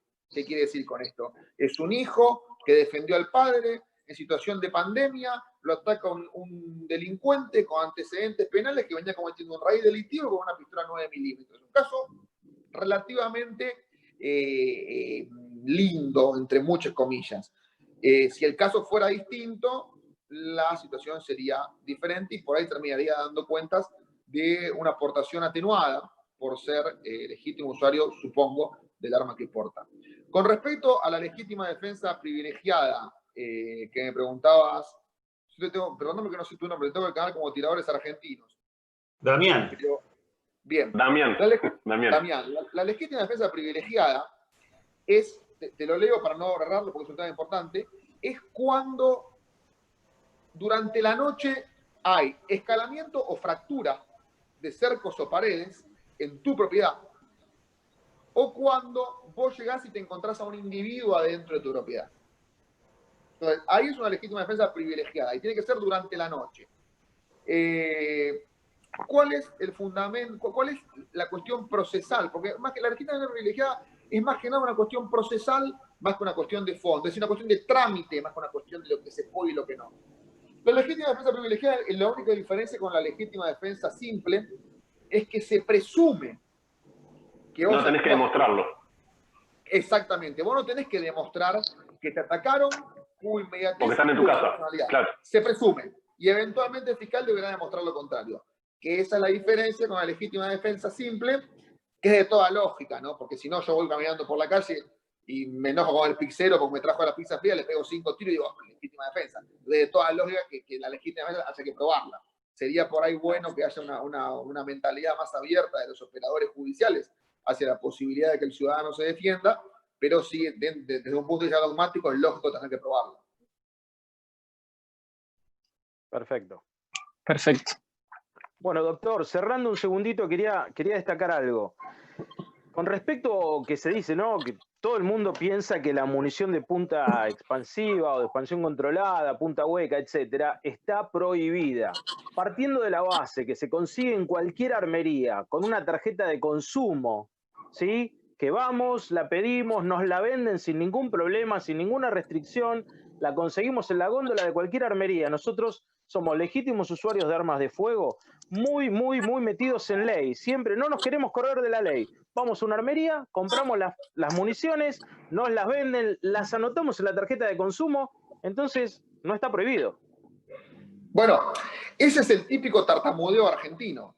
Cuando vos le preguntás, cuando le dices a alguien esto, empiezan, no, bueno, sí, pero en realidad, y empieza a decir incoherencias, como que están permitidas para caza o para tiro deportivo. A ver, perdonen la expresión, pero ¿quién va a querer una munición de punta hueca para tirarla al negro? Ya sea metálico o sea de cartón, nadie. ¿Quién usa una munición de punta hueca para cazar? No sé, me parece bastante estúpido, sobre todo teniendo en cuenta que en general en la caza se busca penetración por el grosor de la piel de los animales. De hecho, una vez nos invitaron a cazar jabalíes y yo quería llevar la ballestera molina con punta hueca. Y me dicen, no, al revés. Me dicen, no que penetre menos. Claro. Entonces, me parece absurdo. Entonces, la realidad es que es una norma que ha caído en desuetudo, o sea, en desuso. Claro. Y nadie tampoco tiene muy en claro las consecuencias. Vos esto lo hablas con jueces y probablemente te dicen, ojo, y tampoco los jueces no son Dios, ¿no? Te dicen, mira, la verdad que no lo sé, tenés que estudiarlo. Nadie tiene muy claro las consecuencias. En realidad, sí, como dice usted, el tema del juez, el juez es un conocedor del derecho y necesita peritos que, digamos, puntualmente que en el caso lo asistan, exacto. Entonces, si no, está como medio ahí en la nebulosa. No, es que está en un limbo y aparte de un tema, a ver, esto por ahí da para otro vivo, pero Argentina tiene dos problemas básicamente. Uno, sobre el cual estamos escribiendo un libro acerca de las presiones que recibe el Poder Judicial. ¿El Poder Judicial es independiente? Te vas a decir, sí, es independiente del poder político, está bien. Es independiente del poder mediático, del poder ideológico, del poder económico, porque hay que ser independiente de varias cosas. Y la segunda es que aunque a ustedes les parezca loco y les parezca contraintuitivo lo que voy a decir, el problema de Argentina es que tiene muchas leyes y la mayoría no se cumplen. Y sería bueno que tenga menos leyes, menos contradictorias entre sí y que se cumplan. O sea, hay tantas cosas que queremos regular todo y no regulamos nada. Ese es el problema. Menos periodistas también. Te quería preguntar, ya que estamos, vos nombraste que puede ser que es una sanción administrativa en el AMAC, la utilización de punta hueca para legítima defensa, ¿no es cierto? Ahora, ¿vos conociste algún cliente o algún colega de trabajo que sabe qué sanción, o sea, le sacaron el CLU a alguien? ¿Vos conocés de algún caso? No conozco ningún caso, tampoco tuve los casos que tuve que estuvieron vinculados a armas, en ninguno había punta hueca en las municiones, todos tenían troncocónica, bueno, y la 45 tenían la munición normal, que calculo que es el punta Roma, pero los demás 9 milímetros eran troncocónica, pero la verdad que no conozco en ningún caso de que a nadie le hayan aplicado una sanción, pero como decían recién, en todo caso, los primeros que deberían recibir sanciones son las armerías que la venden. Es absurdo. Y no vi ninguna armería cerrada por eso. Perfecto. Sí, lo que hay que luchar, ¿no? Uno desde su lugar es contra justamente la falta de conocimiento. Hace poco un periodista dio una definición de tenencia y deportación que nada que ver, y así con un montón de temas relacionados a esto. Lo que pasa, a veces se ven aparece en la presión de tener que opinar de todo, como que saben de todo, y ahí hay mucha desinformación, lamentablemente, ¿no? En el periodismo. Si escuchás al periodista, uno nunca entiende cómo va desde su casa hasta el polígono con el arma. Uno nunca lo entiende.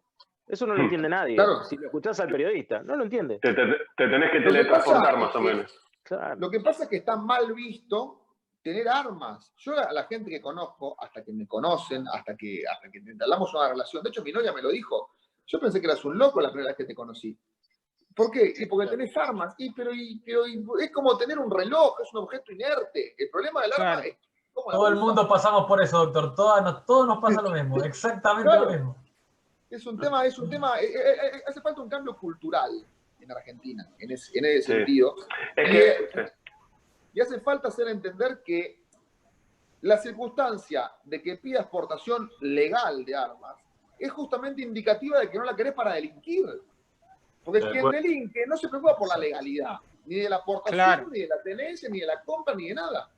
Inclusive a eso, doctor, nadie que pida una aportación se va a negar a cursos, digamos, obligatorios para poder portar de manera segura. Nadie quiere una libre portación. Lo que se busca quizás es cursos que uno se pueda saber manejar en la calle con un arma, de manera legal, todo bien correcto. Nadie quiere algo como el lejano oeste, como muchos piensan. Claro. Por supuesto. Sí, completamente de acuerdo. Sí, y aparte, decir algo, chicos. Aparte una sociedad, disculpame, un concepto nomás, una sociedad que está educada, armada y entrenada dentro de lo normal de que sería un entrenamiento para un usuario con portación, también hace que disminuya mucho las ganas de delinquir de los cacos, porque lo van a pensar varias veces antes de tratar de hacer sus maldades, digamos. Eso van a ser otras generaciones que vienen, nuestros hijos. Mi hija de 6 años, desde los 3, me ayuda a recargar y es el día de hoy que sabe el tema de la manipulación de armas, sabe cómo son las normas de seguridad, etcétera. Así que bueno, teniendo en cuenta eso, son las próximas generaciones. Ceci, ibas a decir algo, ¿no? Sí, iba a decir que hay que tener en cuenta que el arma es una herramienta más. Los legítimos usuarios somos los que más defendemos nuestros derechos y los que más vamos a tratar de estar dentro de la ley, porque por ejemplo, yo como deportista, si me quitan el arma o me quitan mi credencial de legítimo usuario, me van a privar de muchas cosas y por supuesto del deporte que a mí me gusta, que es tiro práctico. Si yo tengo la intención de hacerle daño a una persona de tal manera que le quiero provocar la muerte, lo voy a hacer con un arma, lo voy a hacer con un martillo, lo voy a hacer con un bate de béisbol, porque no estoy en mi cabeza. O lo voy a hacer con un auto. Entonces, un poco eso, las personas que tenemos armas, que somos legítimos usuarios, que estamos dentro de la ley, lo que más queremos es cumplir la ley. Y por supuesto que no, bueno, que se respete, ¿no? Creo que ese es un poco el mensaje. Claro. Sí. Es ahí donde la ley, digamos, hace la diferencia entre arma propia y arma impropia. El arma impropia, por un lado, que es todo lo que puede causar lesiones, y el arma propia vienen a ser las armas de fuego y la definición del arma de fuego. Doctor. ¿Me decís que me despida a ese respecto? Sí. Es correcta la definición que haces, más allá de que la definición de arma impropia siempre es cuestionada por los defensores, justamente van a decir que parezca un disco rayado con el principio de legalidad, pero que es algo muy importante. Lo que los defensores decimos, mirá, el arma impropia, en definitiva, termina vulnerando el principio de legalidad, porque vos no podrías juzgar por homicidio agravado por el uso de armas por haberte roto la cabeza o por haberte ahorcado, por ejemplo, con la soga de tener la ropa. Entonces, digamos, se termina configurando un agravante inexistente. Pero sí, es correcto esa diferenciación que haces. Gracias, doctor. No, gracias a ustedes. Yo creo que ya lo podríamos despedir al Doc, ¿no es cierto? Sí, Doc, una pregunta más, porque si no, todos los fierreros se van a quedar con esta duda. ¿Cuál es el arma corta favorita del doctor Francisco Neto? Glock 19. Glock 19. Glock 19, sí. Ahora se van a agotar en todas las armerías ahora. Eso, claro. Eso es publicidad para Glock, muy bien. Ojo, no sé si es bueno o malo eso, ¿eh? No, porque yo la verdad que lo que pasa es que usted, doctor, es un referente, entonces muchos lo siguen. Claro. No, pero digo, mi conocimiento de armas es limitado. Simplemente, capaz que hasta la tengo por el counter, no sé. Recuerde, doctor, lo de la punta pesada, menor penetración porque tiene menos pólvora. Eso recuérdelo, que quizás te pueda ayudar. Vos sabés que lo que yo en general, cuando digo la armería, siempre compraba la munición, creo que era de 148 grains, la más 147. Y lo que me explica un día un armero, me dice, en realidad, vos al tener la pistola de cañón corto, por ahí te conviene tener una que tenga menos carga de pólvora, de modo tal de aprovechar que queme todos los gases dentro del cañón. Pero no sabía lo del peso de la punta. ¿Cómo lo diferenciás? Claro, es a mayor peso de punta, es 147 grains de punta. Entonces, menos cantidad de pólvora para que salga el proyectil. Con menos pólvora, menos penetración en el cuerpo donde pega. Entonces, si hacemos hollow point, punta, digamos, de expansión controlada, se abre generando más inercia, menos penetración. Bien, pero cuando voy a la armería... Está relacionado con la velocidad. Claro, está relacionado con la velocidad del proyectil, la velocidad final en boca cañón. Exacto. Claro. Entonces compro la de 140, ¿estaban lo cierto cuando compraba la de 147? Claro, exactamente, doctor. Exacto. Lo que usted tiene que buscar es, dentro del calibre que usted esté usando, la punta más pesada que haya disponible. Y eso Bien. tiene una contra. Al utilizar una punta más pesada, el arma va a tener un mayor retroceso por la masa que tiene que mover. Obviamente que depende del calibre, no es perceptible, digamos, no es una gran diferencia, pero está ahí. Pero está, perfecto. Bien. Bueno, Principio de acción y reacción, muchachos. gracias por el dato. Exactamente. Gracias a usted por estar acá, doctor. Hay que meternos en muchas balística gracias. también. Sí, podríamos ¿Cómo? hacer un vivo de eso. Que hay que meternos también en balística, aprender un poco de eso Sí, fundamental. para este tema. Bueno. Bueno, muchísimas gracias. Bueno, chicos, muchísimas gracias. Gracias. Creo que no queda más que agradecerle a Francisco por haber estado acá, la verdad que excelente. Siempre muy claro, o sea, habla con terminología jurídica, pero te lo explica también como para que el común de la gente que no somos abogados lo podamos entender, y eso es, la verdad, a mí... Lenguaje coloquial. Excelente. Bien. Excelente. Tal cual. Excelente. Por mi parte, Bueno, perfecto. Muchas gracias.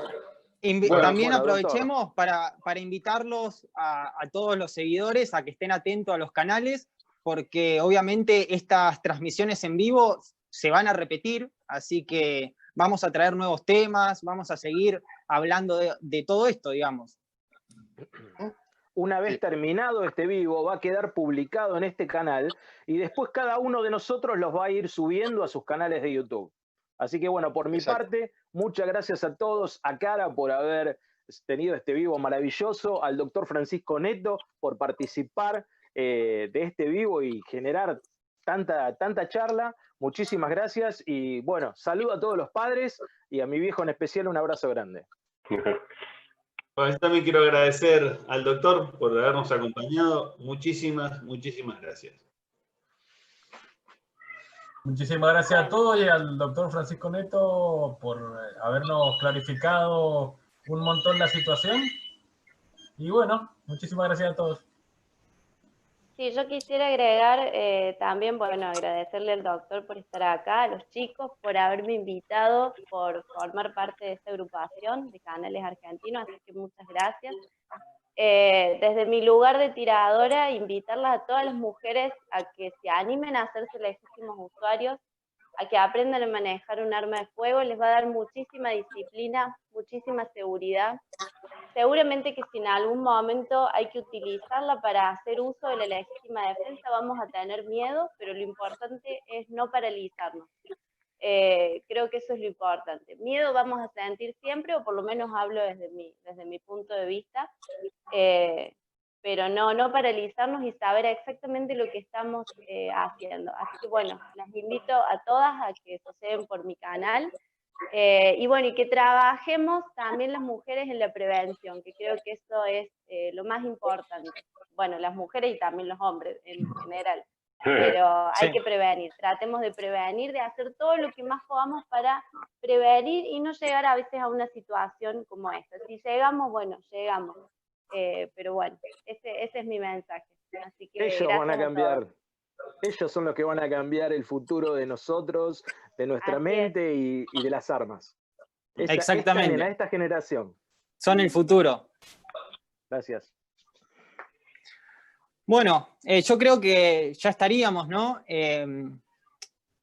No sé si quieren decir algo más. No, por mi parte, agradecer al doctor y nada más. Yo quiero agradecerles a ustedes por la invitación, porque no dije nada, porque no quería pisar a nadie. pero bueno, muchas gracias por invitarme. Muy importante que, como dicen todos acá, se difunda esta cuestión de que no sos un loquito por tener armas, al contrario, sos una persona, cuando lo estás reclamando hacerlo de forma legal, es una persona que se apega a las normas sociales. Y bueno, que se siga, ojalá que tengan mucho éxito y que sigan expandiendo los canales. Dale, Muchas gracias, muchísimas muchas gracias, doctor. a todos. Quería Muchas agregar gracias. algo. Muchas gracias. Quería agregar algo. Si alguien que nos está viendo quiere ponerse en contacto con nosotros, hay una cuenta oficial en Instagram que es acara.oficial y un mail que es acara.a igualmente .oficial@gmail.com. Igualmente todos esos datos los vamos a dejar en la descripción de este vivo. Ahí pueden ponerse en Bien. contacto y van a estar también todos nuestros canales para que, como dije, nos apoyen y sigamos difundiendo todo esto. Un abrazo a todos, entonces. Un abrazo Gracias grande para nuevamente. todos. Gracias a todos, gracias. Hasta la próxima. Cuídense, gente. Hasta la Hasta la próxima. próxima. Saludos para la Hasta la banda, próxima. como siempre.